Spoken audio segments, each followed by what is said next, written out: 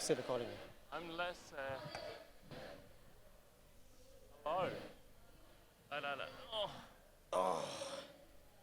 You have a mic as well? AI, man. Absolutely, it's the future, man. Good morning. 早上好 I think they are still sleeping, huh? Maybe they were still thinking of VR as you were talking about it earlier. We're all in an alternate reality. Right. So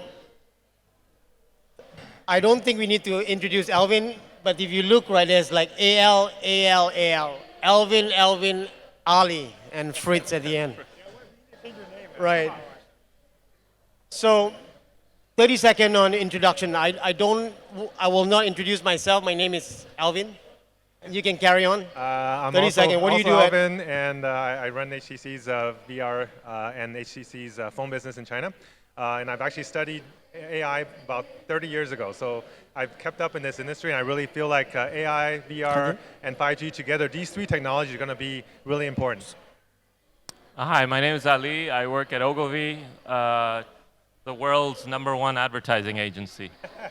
We're just advertising here?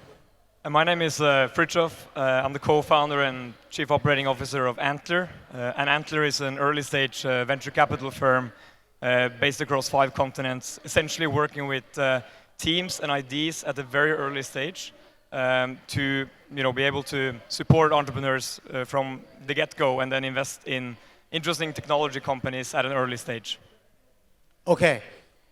Well, we actually had this much earlier. We've done this already before at MWC when we had this AI discussion.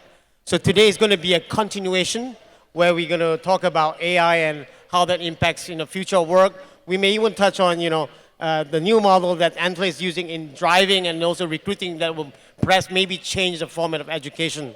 So the first topic I want to talk from what we took off from the Jack Ma and also Elon Musk.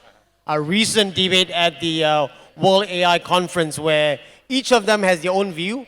I would have preferred that they had a moderator, but unfortunately, it was purely based on interaction and also questions coming from the user. The thing I want to talk about is that now we have got 2 schools of thought. I may have the third one. One being Jack Ma, who is very optimistic of AI, where he thinks that AI is there to help people. So in general, what he's saying is that AI is all about love and all about emotion, and the fact is that we don't have to worry very much. But on the other hand, you got Elon Musk, who thinks that if you do not manage and develop AI properly, then it may be dangerous. So I want to hear from the gentlemen. What are your thoughts in terms of your view on what's AI? Alvin. So maybe I have to disagree a little bit with you on what Elon's interpretation of AI. I think he understands the potential of AI for good, but then he also understands that there is a potential of it for danger, right? So it has a potential to free us from work. It has a potential to replace a lot of monotonous work that we do today. It has a potential to make us smarter. But with any technology, any powerful technology, there's always a double-edged sword. So if we don't manage it properly, it may go into our systems. And if somebody says, we want to save the climate, how can we do it? And then the answer will be get rid of all people, because that will make the climate better faster than any other way, right? So when you have a very intelligent technology, it will come up with solutions that we may or may not have been able to even imagine. And so there is definitely danger in how it goes about, particularly today. If we look at most AI today, it's a black box, right? You put in a question and you get an answer. You don't know how it came. Computer vision, it's all based on neural networks, and we don't know the programming. There's no programming. There's no code. You cannot go understand how it came. You only knew they put in 100,000 samples of fish, and then they came out with an answer that, okay, this is a fish. But you don't know why, and you can't correct it. So we don't understand it well enough. We really need to find a way to have us be smart enough so that we put in some parameters so that when these technology goes beyond narrow intelligence, today's intelligence is only in very specific narrow areas. But in a few years, in 10 years, 20 years, it will go into general intelligence. And very, very rapidly from general intelligence to super intelligence, which means AI that's 5, 10, 1,000 times smarter than humans. At that point, it becomes very dangerous. It becomes like us talking to a pet. If we want to be nice to the pet, we can take care of it and feel like it's a child. But if we want to kick the dog, we can also. And if we want to not feed the dog will probably die. Right? That's the same mentality that AI will have for humans in 10 or 20 years. So you're taking Elon's kind of a view, is that right? Yes. It can be good, but at the same time, if you don't, develop it properly, then it may be dangerous. Yes. Is that what you're saying? I want to hear from Fritz. What you're thinking? Besides cover Ali being the last one, I think you have a very unique view. Sure, I think. I mean, what's your view? Pessimistic, optimistic? No, I'm trying to think how to present the answer. In general, I'm very positive about the opportunities. I mean, already now you're seeing advances in healthcare, you're seeing advances in job safety, you're seeing advances in visually impaired being able to leverage AI to see better and interact with the world. So it's lots of great use cases. At the same time, there are these risks around how to manage it, and I think it is worth paying attention to when not just Elon Musk but Bill Gates or Stephen Hawking are having the same concerns. Some very smart people. I think the way I look at it is, if you compare this to let's say the nuclear arms race, it's a risk, right? It's amazing power source and energy source, right? And the risk hasn't necessarily gone away. We can still blow up the planet many times if we don't manage it. But we found ways to come to international agreements and come to ways to mitigate that risk. And it's not going away, but it's mitigated. I think challenge, of course, with AI is when you start giving away decision-making power more and more, you really need to make sure you're doing it in the right way. And I guess my main concern, because for me, the term super AI, it's hard for me to describe and define, and I think it is for most people. But in the short term, for me, the risk is more around how it's used in warfare, because big nations will always want the advantage, and AI is a big opportunity for advantages. However, if you're running too fast, you might risk making some really bad decisions from AI if you're not exactly sure what you're doing, tying back to what you mentioned about the black box. So if you're forcing me to take a side, I guess I'm more positive than negative, but I definitely see the concerns. So your view is actually very similar to Alvin, which is very similar to Elon as well. So I guess I'm more on the positives, though. So if you need to put me in a box, you can put me in the Jack Ma box. Right. Really? So that's like in the middle, huh? What about you, Ali? What's your thinking, yeah? I think, I mean, historically speaking, and I would go back to what Fritz said as well, but historically speaking, whether it's machines or innovation or literature or any form of technical advancement, there's always been some kind of, I guess, a sandbox. I'm actually very confident that humans will continue to contain AI within that sandbox. Say again? Humans will contain AI within a sandbox. I know Alvin disagrees, but I'd like to believe that historically that's how it's been, and hopefully in the future it will continue to be like this. So you're saying that you're taking the Ali's, the Jack Ma's view that machines are made by human. Yeah. Machines can't even make a mosquito, right? So it will contain by human. Yeah, right? although actually that's not a fact, because you can make a sheep today from, with no other machines. You just put it into a bag and with the nutrients and nurture a complete live sheep. So they can go much beyond mosquitoes. And with CRISPR today, we can actually make humans and change their genes. So the issue, I agree with you if we were talking about traditional technology, because traditional technology does not have autonomy. It does not have consciousness. But when you start having machines that have consciousness, machines that can think faster and better than humans, then our only advantage today, the reason we are alive is not because we're faster, stronger, or we can run longer than other animals. Our only advantage as a species is that we're smarter. Right. Now, if we take that only advantage and we take it away, machines can live more than we do. They can run faster than we do. They can make cars better than we do. They can even now paint paintings better than we do. No, we're not going to go down that road again. Yes. So we are. So that really goes to our next point, right? Is that if we really give so much power, our only value proposition, which we are being smarter, given it the machine, and on top it can do a lot better than us, right? Then assuming if we reach super AI, right? How would that impact work, man? Would that means people like Ali and myself will lose our job, and you may not even have a job, man.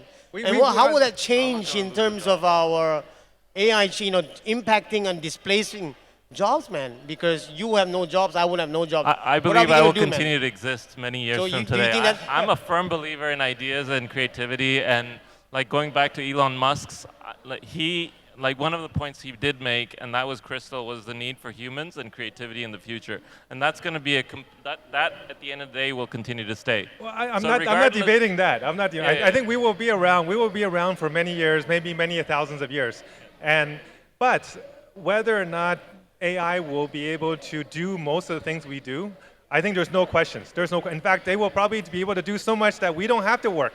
Actually, we may not want a job. Right? We may not need a job. We will be doing other things that will still give us purpose, but it's not necessarily working. Right now, too much of our lives today are defined by what job we have. Right? When we go and introduce ourselves at an event, what do we say? Oh, I'm Alvin, I work for HTC. Or I work for HTC, I'm Alvin. Right? That's not the right way. It should be, I'm Alvin, I'm a human, and this is my purpose in life. That should be what we should be striving to do, and let the machines do everything else.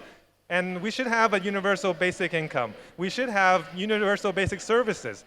So in a lot of ways, the socialist or communist ideas that were brought on, in China over the last many decades, this is actually maybe a time in the next few decades could actually be realized in a way where it's positive, whereas before it was too early.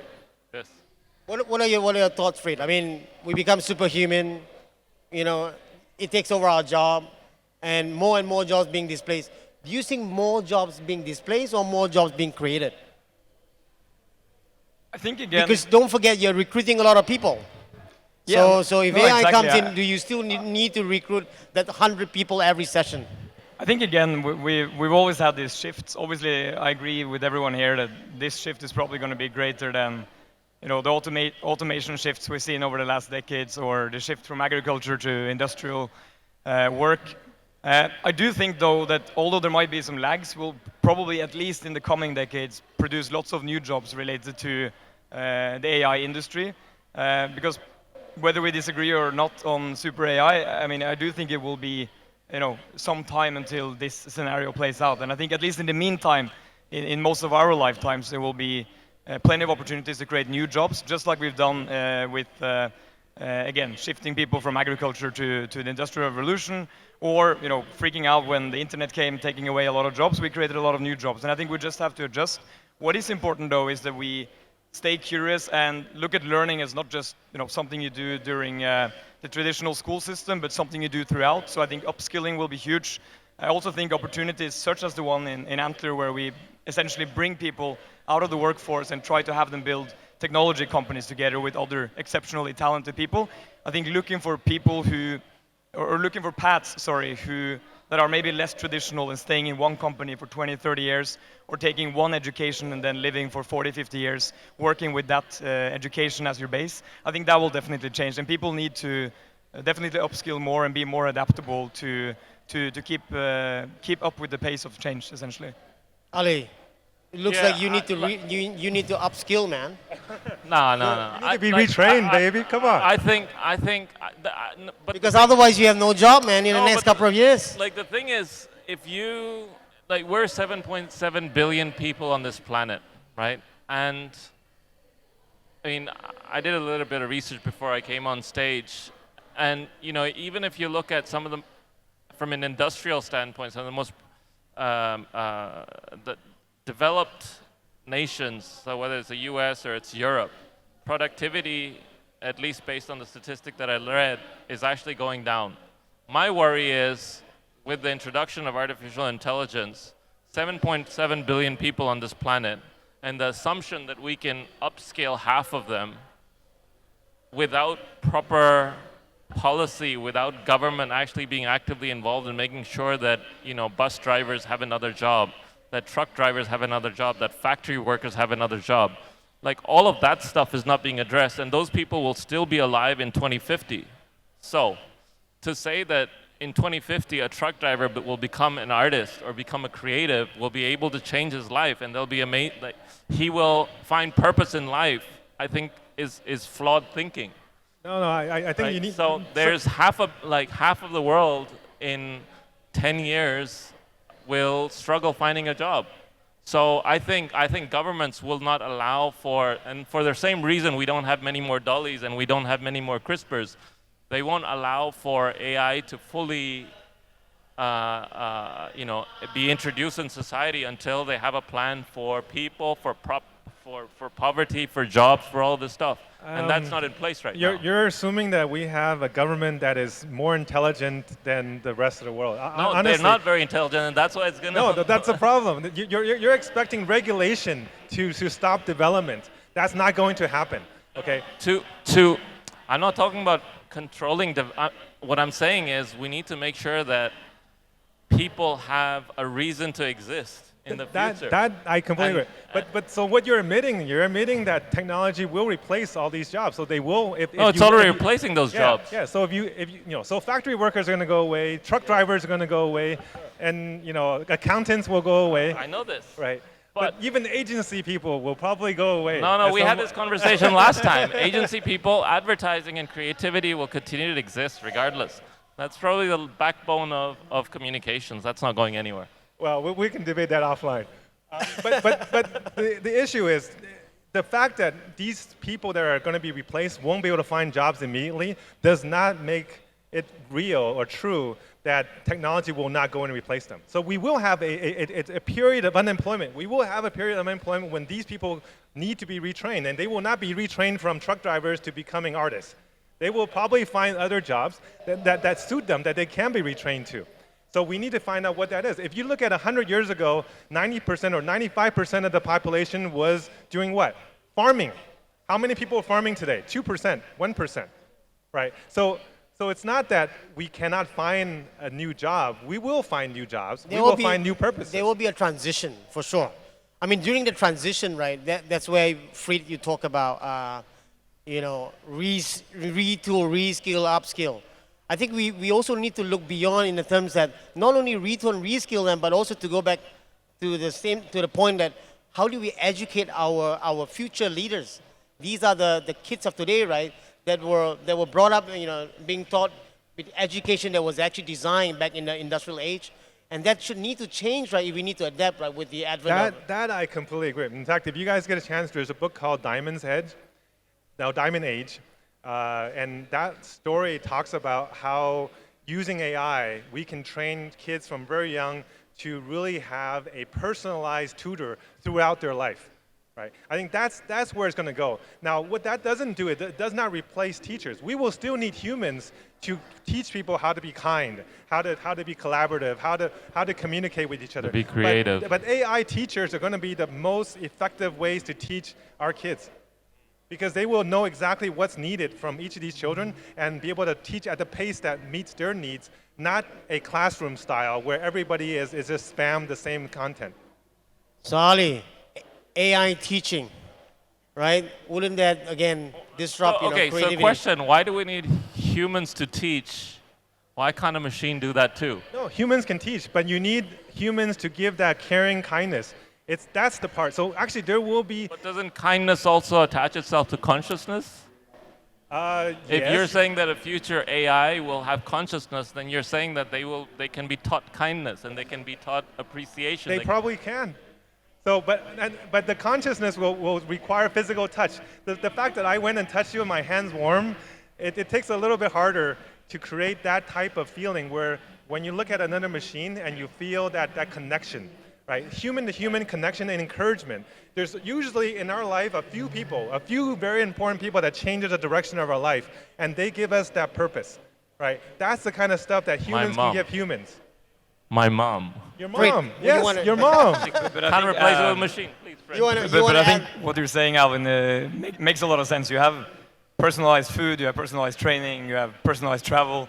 For some reason, education seems to be stuck in, classroom-based, and maybe if you can afford it or have the time, you can have a tutor on the side. But everyone's following a fixed system. And I think this year or last year, World Economic Forum looked at kind of what skills you need in the in the workforce in the future. And I think critical problem solving, critical thinking was among the most important things compared to just 5 years ago. And I think it's hard for people. People will develop that in different ways. And I think personalized learning is really kind of the core word here. I think we should immediately go to. And it doesn't need to replace a school, but it needs to really leverage all the opportunities we have around there. If I can get personalized nutrition, I should be able to get personalized education.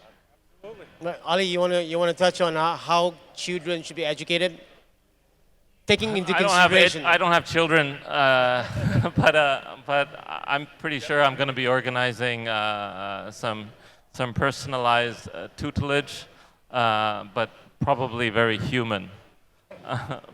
But I can anticipate a day when a day in their lives when they won't be going through the standard K-12.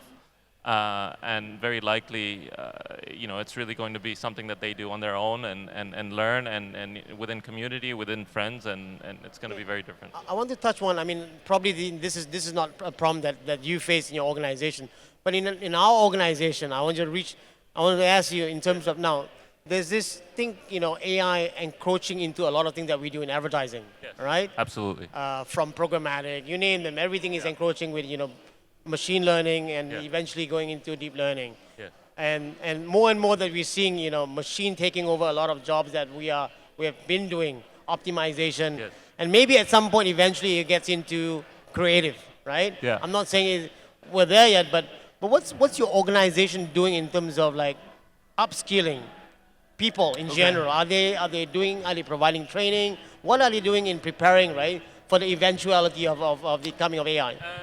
So for us, so we know that advertising technology is evolving. There's a bigger role that data plays in the way we plan our communications, in the signals we get influenced by in order for us to kind of say this is the type of creative that needs to be shipped out. And there's a lot more quantification, I guess, in the results that we deliver. So as far the industry, I think the training component. So one thing that's actually quite good is that a lot of the kids that we're hiring into these jobs, they already are fairly data savvy, right? So the learning curve 20 years ago in this industry versus today is much shorter for someone to be useful in their job. Yeah, but I'm not bothered about the young people who are very savvy. I'm talking about people like you and me, right? No, who may lose our job and how. I mean, the organization is still made up a lot of old dudes like you and me, right, in the 40s, and even in late 30s, right, who are not so savvy. Yeah. And what are they doing, right, in terms of lifting up these people who are not so savvy and at least reskill them for the eventuality? You still need to work at least 15 years, right? Yeah, I think I'm savvy, but probably the guy that used to do my job thought he was savvy as well 10 years ago. No, I think there definitely is, there are definitely training programs. There is increased collaboration with platforms as well. So we're heavily reliant on what Tmall does and what Tencent does. We work with them in innovating the way we communicate brands. So we're only as good as how well we understand those platforms. And if we believe that those platforms are very, very savvy, then that's actually helping us. But in terms of our leadership, we have a fairly flat organization. I think maybe Ogilvy is a bit different to some of the other ones. We don't have very deep vertical structures in the company. So it's fairly horizontal and everyone's So in short, there is no, like strategic or even customized training to really reskill people. No, I mean, so it's really based on. The short answer is we have trainings on a weekly basis, on a monthly basis. We have experts flying in from around the world. We have people that we talk to. But I'm not going to go through our training calendar. But like that stuff, But the reality is that we are pretty much screwed because a lot of organizations that I know, I'm not just talking about Ogilvy or IPG, right? But in general, a lot of organizations do not have that in mind. They talk about artificial intelligence as in passing through that because Jack Ma and Elon Musk talk about it. But as far as like really retool, upskilling these people, there's really none. I mean, it's really entirely up to you to decide how you want to catch up. I mean, are you seeing that with your organization or other organizations? I don't think any company I've seen is really having a conscious effort to say, how do we protect our jobs? How do we protect our or increase our creativity with this coming potential threat?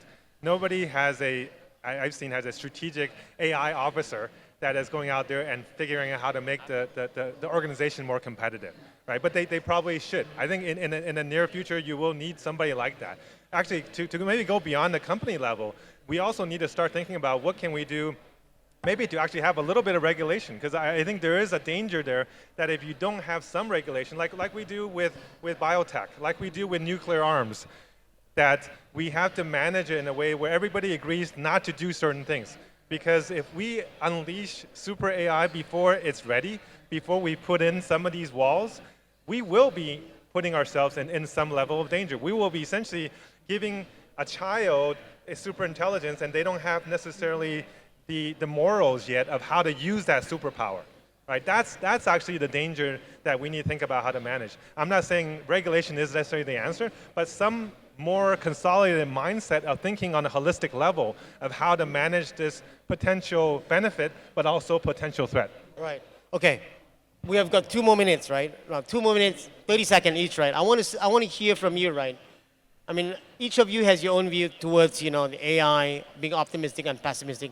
What do you think the world is like, right? I'm just saying what the world is like in the next 20 to 30 years in AI. So, i.e., how does the work looks like in 2040 or 2050?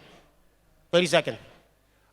I think if we did our job right and if we protected ourselves from the potential threat, we can have a utopia. We can have technology that will go and figure out every single problem facing our society today and solve it for us. Because they will be more creative than we ever will be or ever can be as a human, right? They will find solutions that we couldn't have even imagined because they will gather the information from all the knowledge of every single piece of data gathered in history. And that's something that is so promising. But we need to make sure that we also understand the potential threat of how to keep that from becoming dangerous. So. A point of singularity, huh? Yeah, I think there's an opportunity for people. I think there's opportunity in this threat. I think the opportunity is people that embrace AI but within reason. I think there's regulation, there's policy that needs to come into play. I don't believe that we have the government structures to do that. But I also think that advertising will continue to exist for a very long time. Yeah, I think in 30 Especially years. Ogilvy. Ogilvy will still be there. I don't know about IPG. In 30 years from now, Ali, you'll be painting because that will the amount of creativity left that you need to do. Yeah. Yes. Yeah, no, I think two things I'm predicting for the next 20, 30 years. One is actually that a lot of the kind of mid-level jobs, middle-class jobs will be disrupted by AI because that's a lot of value in investing in disrupting these jobs, which means a potential risk of more polarization in the workforce with the executives and the low-level jobs. I think the other one which might happen, which I hope doesn't happen, is that there will be some rather big hiccups when it comes to utilizing AI in autonomous vehicles or in warfare, which will lead to a lot of governments putting very strict restrictions into the development of AI, which will essentially slow down the progress in a few decades. So maybe I'm not super positive in the next decades, but that can be hindered if we get in place the right levels of regulation and ways of working around it. Okay, good. Thank you very much. Thank you very much. Thank you.